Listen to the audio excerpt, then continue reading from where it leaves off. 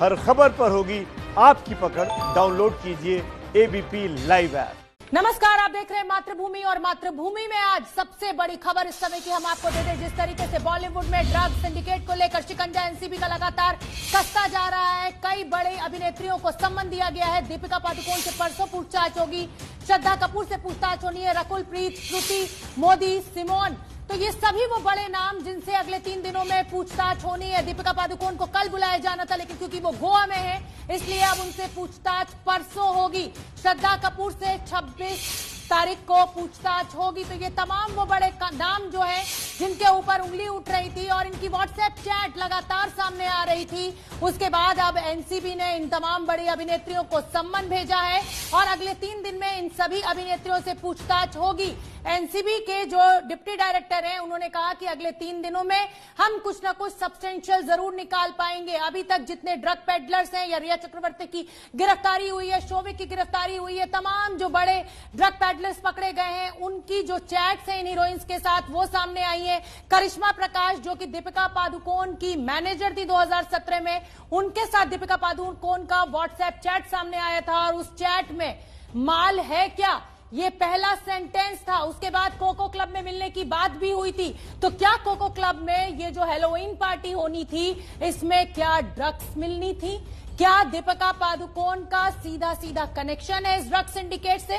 ये सब जांच के दायरे में आएगा। मृत्युंजय मेरे सहयोगी मुझसे जुड़े हुए हैं। मृत्युंजय, सबसे पहले तो मैं चाहूंगी कि आप मेरे दर्शकों को ये बता दें कि किस किस हीरोइन को किस किस दिन का और क्या क्या समय दिया गया है एनसीबी की टीम के सामने पेश होने के लिए। बिल्कुल, देखिए हम दर्शकों को बारी बारी से बता देते हैं किस किस तारीख को कब कौन कौन आएगा। कल की अगर हम बात करें तो कल श्रुति मोदी, सिमोन खंबाता और रकुलप्रीत सिंह, ये 3 नाम है। श्रुति मोदी, सिमोन और रकुल, इन्हें कल बुलाया गया है। 25 तारीख को दीपिका पादुकोण को अकेले बुलाया गया है सुबह 10:30 बजे। दीपिका पादुकोण के अलावा उस दिन किसी और को नहीं बुलाया गया है। और 26 तारीख को सारा अली खान और श्रद्धा कपूर को बुलाया गया है। तो ये एक्सक्लूसिव जानकारी हम अपने दर्शकों को दे रहे हैं कि किस किस कलाकार को, किस किस इस केस में आए हुए नामों को एनसीबी की एसआईटी टीम कब कब बुलाने वाली है। तो सबसे महत्वपूर्ण है दीपिका पादुकोण, जिन्हें 25 तारीख को सुबह 10:30 बजे बुलाया गया है और 26 तारीख को सारा अली खान और श्रद्धा कपूर को बुलाया गया है। जैसा कि मैं कुछ समय पहले अपने दर्शकों को बता रहा था कि कुछ कलाकार मुंबई के बाहर हैं, इसलिए उन्हें थोड़ा 24 घंटे से थोड़ा अधिक समय दिया जाता है। उस आधार पर और उनकी कन्वीनियंस के आधार पर समय दिया गया है। जो कंफर्मेशन अब तक हमें मिल पाई है एनसीबी की तरफ से, 25 तारीख को दीपिका पादुकोण, 26 तारीख को सारा और श्रद्धा, और कल के दिन सिमोन, रकुलप्रीत सिंह और श्रुति मोदी, ये नाम आए जो एसआईटी की टीम के सामने हाजिर होंगे। मनोज वर्मा, करिश्मा प्रकाश एक बहुत बड़ा नाम, क्योंकि दीपिका पादुकोण से अगर पूछताछ होनी है तो करिश्मा प्रकाश के साथ जो व्हाट्सएप चैट सामने आई है उसको लेकर सवाल पूछे जाने हैं। उन्हें कब बुलाया गया है? जी बिल्कुल, देखिए करिश्मा प्रकाश भी अपने आप में एक बहुत बड़ा नाम है और करिश्मा प्रकाश से पूछताछ बहुत जरूरी है। लेकिन करिश्मा प्रकाश को बुलाया गया था कल, लेकिन उनके वकील की तरफ से ये कहा गया कि करिश्मा जो है उनकी तबीयत खराब है, इसलिए वो इन्वेस्टिगेशन 25 तारीख के बाद ज्वाइन करेंगी। तो अभी तक करिश्मा प्रकाश की तरफ से साफ नहीं किया गया है कि 25 तारीख के बाद वो कब ज्वाइन करेंगी, लेकिन दीपिका को पहले बुलाया गया है। तो ये भी हो सकता है कि 25 तारीख को ही शायद हो सकता है कि करिश्मा को भी सम्मन किया जाए, लेकिन 25 तारीख को दीपिका को बुलाया गया तो हो सकता है कि पहले दीपिका से पूछताछ की जाए। यानी कि जो चैट सामने आई है उसमें पहले दीपिका से पूछताछ की जाए और उसके बाद करिश्मा प्रकाश से पूछताछ की जाए। जितेंद्र दीक्षित का मैं रुक करूंगी। जितेंद्र दीक्षित, करिश्मा प्रकाश जिसका मैं जिक्र कर रही हूं, कह रही है तबियत खराब है इसलिए नहीं आ सकते, ऐसे में दीपिका पादुकोण से क्या आधार होगा पूछताछ का? देखिए, दीपिका पादुकोण से पूछताछ का आधार जो है, जो बयान अब तक सामने आए हैं और जिसमें कि दीपिका पादुकोण के नाम का जिक्र है, जो व्हाट्सएप चैट सामने आया है, उसके आधार पर ये पूरी जांच की जाएगी। लेकिन मैं आपको एक व्यापक बात ये बता दूं कि जब एनसीबी ने ये मामला दर्ज किया उसके बाद से ही उसने स्पष्ट कर दिया था कि मुंबई में, बॉलीवुड में जो ड्रग्स का बड़ा रैकेट चलता है, जो सिंडिकेट चलता है, उसके खिलाफ एक क्रैकडाउन चलाया जाएगा। और मुझे लगता है कि साल 2001 में जब फरदीन खान को गिरफ्तार किया गया था उसके बाद बॉलीवुड के ऊपर ये सबसे बड़ा क्रैकडाउन है। और ये क्रैकडाउन इसलिए भी कानूनी हलकों में जरूरी माना जा रहा है क्योंकि जिन लोगों के ऊपर ड्रग्स के लेन देन के आरोप लग रहे हैं वो सेलिब्रिटीज हैं, वो बड़े अभिनेता हैं, समाज के नामचीन लोग हैं, लोग उन्हें अपना रोल मॉडल मानते हैं, उनको इमिटेट करते हैं। और ऐसी स्थिति में अगर ये लोग ड्रग्स लेते हैं तो जाहिर तौर पर जो युवा इनको फॉलो करते हैं उनपे उन्हें गलत संदेश जाएगा और इसे रोकने के लिए बिल्कुल सही कह रहे हैं जितेंद्र दीक्षित, भगवान की तरह पूजा जाता है हीरो हीरोइंस को, और अगर यही ऐसा उदाहरण पेश कर रहे हैं तो युवा पीढ़ी का क्या। अभिनेत्री प्रियदर्शनी भी मेरे साथ जुड़ी हुई है, कई बड़े नाम जो है वो बुलाते आऊंगी जितेंद्र मैं आपके पास। हाँ, अभिनेत्री प्रियदर्शनी भी मेरे साथ जुड़ी हुई है। प्रियदर्शनी, जैसा कि आपसे मेरी सुबह भी बातचीत हो रही थी, आप दीपिका पादुकोण, रकुल प्रीत, सारा अली खान, तमाम इन बड़ी अभिनेत्रियों को सम्मान दे दिया गया है, खुश हैं आप कह रही थी कि गंदगी साफ होनी चाहिए। देखिए, गंदगी तो बिल्कुल सम्मान साफ होने से नहीं होता, और ये सम्मान जो साफ हुआ है, सम्मान जो मिला है, मुझे प्रियदर्शनी हम सुन पा रहे हैं आपको, आप बोलिए। अच्छा, मैं बोल रहा हूँ, ओके जी ठीक है। हाँ, तो देखिए, जो सम्मान मिला है, सम्मान का मतलब ये है कि साफ नहीं होता कि आज सब न्याय मिल जाएगा। न्याय की एक बहुत लंबी प्रक्रिया होती है, और हमारे देश का जो कानून है उसमें बड़ी पेचीदियां होती है, ठीक है। तो सम्मान का मतलब ये है कि सिर्फ आपको बुलाया जाएगा, आपसे पूछताछ जाएगी। और सबसे बड़ी बात, ये लोग बहुत शातिर लोग हैं, और इनके जो वकील हैं उससे भी शातिर हैं। आप हल्के में ले रही हैं प्रियदर्शनी, आप सम्मान को बहुत हल्के में ले रही हैं। जब तक जांच एजेंसियों के पास कुछ पुख्ता नहीं होता है, ऐसे ही किसी को सम्मान देके नहीं बुला लिया जाता है। पुनीत वशिष्ठ अभिनेता है, वो मेरे साथ जुड़े हुए हैं। पुनीत, अब सिर्फ बॉलीवुड फिल्म इंडस्ट्री नहीं, टीवी इंडस्ट्री के भी कई नामचीन एक्ट्रेसेस को बुला रही है एनसीबी। क्या ये पूरी तरह, ये जो कलाकारों की इंडस्ट्री है, पूरी तरह जकड़ी हुई है नशे में?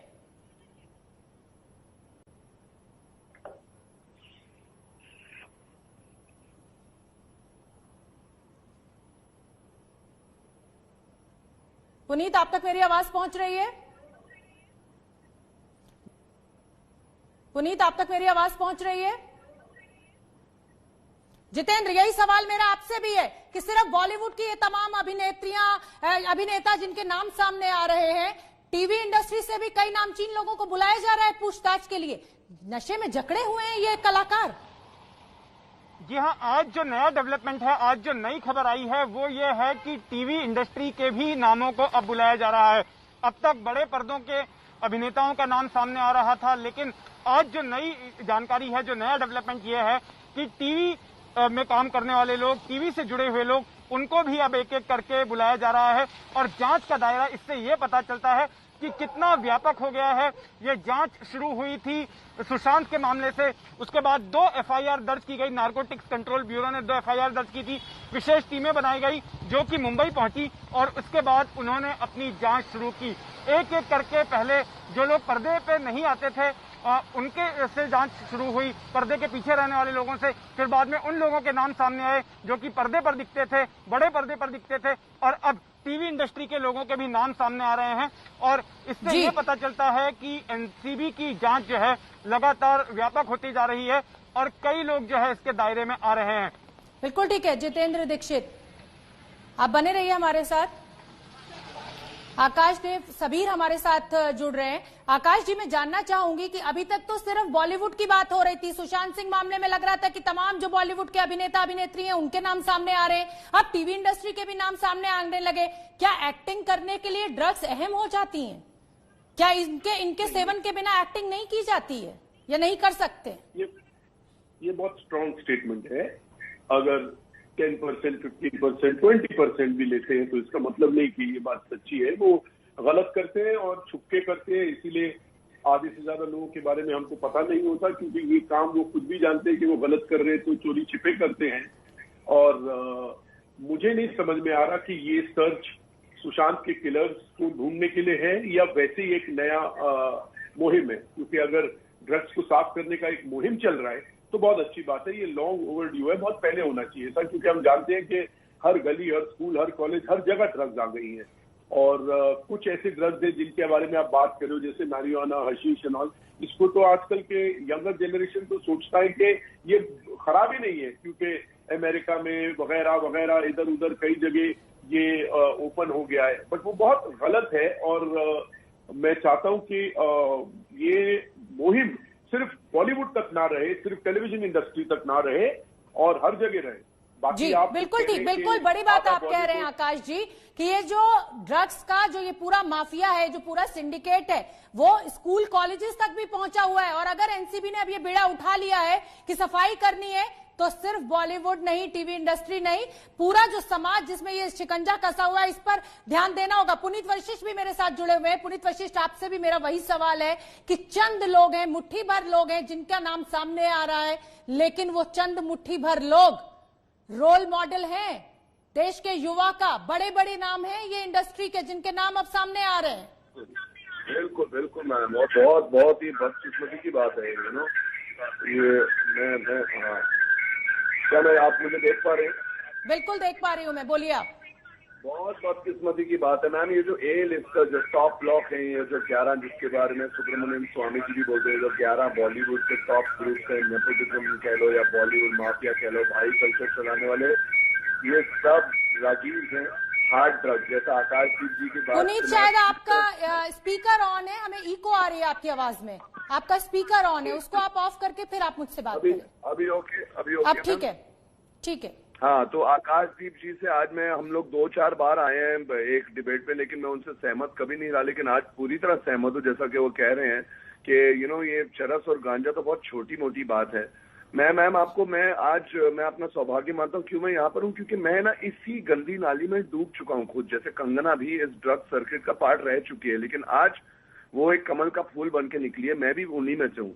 मैं कभी कभार गांजा फंडा यहाँ जो नासिक गुजरात में उगता है पी लेता हूँ, लेकिन ये जो ड्रग्स है ना, ये मैडनेस क्रिएट करने वाले हैं। पुनीत, मैं आपको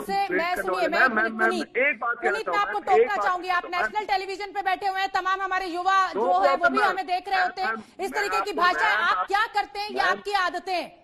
कभी कभार गांजा फूक लेता हूँ, ये कैसी बात है? नहीं, मैं आपको नहीं ले पाऊंगी, माफ कीजिए। मैम आप मेरी बात सुनिए। ये इसका बारीक फर्क समझिए। जो नासिक गुजरात में उगता है वो गांजा, वो कोई दाऊद या कोई ISI में उसका कंट्रीब्यूशन नहीं जाता है। ये जो शौविक रेया पकड़े गए हैं सब, अगर जहर तो जहर है ना, के बारे में बात की, कर रहे हैं आप मेरी बात कीजिए मैम समझिए। मैम मैं सारे रिक्वेस्ट है एबीपी न्यूज के दर्शकों से, मैं फिर एक बार ये कहना चाहूंगी कि जो भी पुनीत कह रहे हैं उसको हम इंडोर्स नहीं करते हैं। पुनीत जहर होता है, चाहे उसके पैसे का इस्तेमाल किसी भी मायने के लिए किया जाए।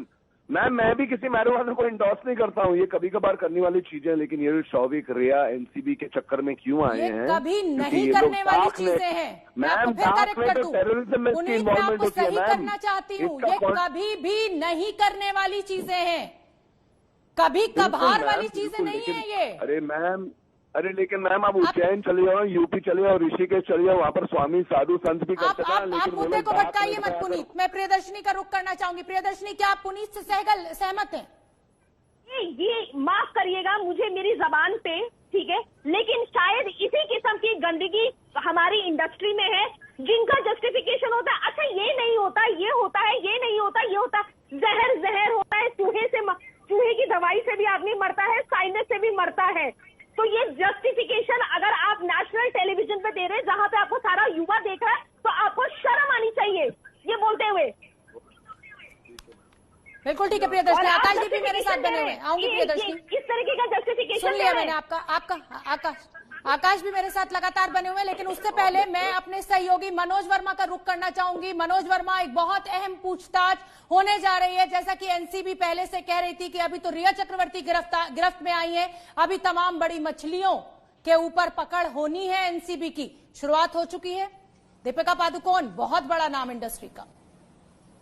जी बिल्कुल, शुरुआत हो चुकी है और लगातार अपने दर्शकों को एबीपी न्यूज के माध्यम से हम सारी बातें बता रहे थे और एक एक नाम बता रहे थे किस किस को पूछताछ के लिए बुलाया जाएगा। और हमारी खबर पर मोहर लगी है और सबसे पहले एबीपी न्यूज ने ही इस खबर को बताया है कि इन सबको पूछताछ के लिए बुलाया जा रहा है। और सबसे बड़ा नाम इसके अंदर दीपिका पादुकोण का है। तो कहीं ना कहीं 25 तारीख को जब दीपिका पादुकोण यहाँ इसी दफ्तर के अंदर पहुंचेंगी, जो कि एक टेम्परेरी ऑफिस बनाया गया है, एसआईटी दिल्ली की जो टीम है वो यहाँ इस ऑफिस के अंदर रुकी हुई है। इस वक्त भी यहाँ पर इन्वेस्टिगेशन जारी है, पूछताछ चल रही है। जय शाह इस वक्त अंदर मौजूद है, लेकिन जब दीपिका पादुकोण यहाँ पर पहुंचेंगी और दीपिका पादुकोण से सवाल किए जाएंगे ड्रग्स की चैट को लेकर के, जैसा कि करिश्मा प्रकाश के साथ वो चैट सामने आई है, उसके बाद दीपिका की मुश्किलें इस पूरे मामले में बढ़ने वाली हैं। और मैं जैसा कि आपको फिर बता रहा हूं कि सिर्फ ये कुछ नाम है जो अभी सामने आए हैं, और भी बड़े नाम आना बाकी है। और जैसे ही वो बड़े नाम सामने आएंगे एबीपी न्यूज सबसे पहले अपने दर्शकों को बताएगा। बिल्कुल ठीक है। मृत्युंजय, जो वीडियो एक बहुत चर्चा में रहा, करण जौहर ने एक पार्टी के बाद उसको ट्वीट किया था, जिसमें ऐसा दावा किया जा रहा है कुछ सोशल मीडिया यूजर्स के द्वारा कि सब नशे में है, उस पर भी एनसीबी ने संज्ञान लिया था। क्या उन तमाम कलाकारों को भी अब बुलाया जा सकता है उस वीडियो के आधार पर? जी बिल्कुल। देखिए, ये मनजिंदर सिंह सिरसा जो अकाली नेता है, उन्होंने शिकायत दिल्ली में की थी। उस शिकायत को ट्रांसफर कर दिया गया मुंबई में। तो मुंबई की जो जोनल यूनिट है मुंबई एनसीबी की, उनके पास ये शिकायत आई हुई है। इस वीडियो का संज्ञान भी उन्होंने लिया है। लेकिन अभी जो एनसीबी काम कर रही है वो एफआईआर नंबर, मुंबई एनसीबी जो काम कर रही है वो एफआईआर नंबर 16/20 पर कर रही है। और जिस जो हम न्यूज चला रहे हैं इस वक्त दीपिका पादुकोण वाली, वो एफआईआर नंबर 15/20 के संदर्भ में है। लेकिन आप जो वीडियो की बात करिए, निश्चित तौर पर उसका संज्ञान एनसीबी ने लिया है। और अभी देखिए जिस प्रकार से जांच का दायरा बढ़ रहा है, अभी टीवी के कुछ कलाकारों को समन जारी किया गया है और कुछ जगहों पर पूछताछ और रेड भी हुई है। तो आने वाले दिनों में ये टीवी से बढ़कर सितारों तक पहुंचेगा। मृत्युंजय, बिल्कुल बड़ी जानकारी जैसा कि आप लगातार दे ही रहे हैं। जितेंद्र दीक्षित, अभी तो ये चंद नाम है, अभी आगे ये फेहरिस्त लंबी होनी है, क्या जानकारी आपके पास? जी हाँ, बिल्कुल लंबी होनी है और बहुत लंबी होनी है और लंबे वक्त तक ये जांच चलनी है। और ये बात जब एनसीबी की टीम यहाँ आई थी उसी और एनसीबी के अधिकारियों की तरफ से स्पष्ट कर दी गई थी। और जो इसके पहले जो आरोपी गिरफ्तार हुए हैं उनकी रिमांड एप्लीकेशन भी अगर आप देखेंगी तो उसमें भी स्पष्ट तौर पर कहा गया था कि फिल्म वर्ल्ड में जिस तरह का सिंडिकेट चल रहा है, ड्रग्स की गिरफ्त में जिस तरह से फिल्म वर्ल्ड जकड़ा हुआ है, तो उसी की तहकीकात करनी है। और इस लिहाज से ही ये जांच आगे बढ़ रही है। एक एक करके नाम सामने आ रहे हैं। पहले वो नाम सामने आए जो कि पर्दे पर नहीं आते थे, अभिनेता नहीं थे, उसके बाद अभिनेताओं के नाम सामने आए। बिल्कुल ठीक है, कड़ियां तो जोड़ने की कोशिश एनसीबी ने शुरू कर दी है, तमाम बड़े लोगों को बुलाना भी शुरू कर दिया है। लेकिन सवाल फिर भी वही है कि क्या इस जांच से कुछ हासिल होगा? क्या अपनी जो रिपोर्ट है, जो एफआईआर है, वो उसको उतना पुख्ता बना पाएगी जो कोर्ट में सस्टेन करे? आप सभी मेहमानों का बहुत बहुत धन्यवाद, आप सभी रिपोर्टर्स का बहुत बहुत धन्यवाद, जिस तरीके का अपडेट आप हमारे दर्शकों को लगातार पहुंचा रहे हैं।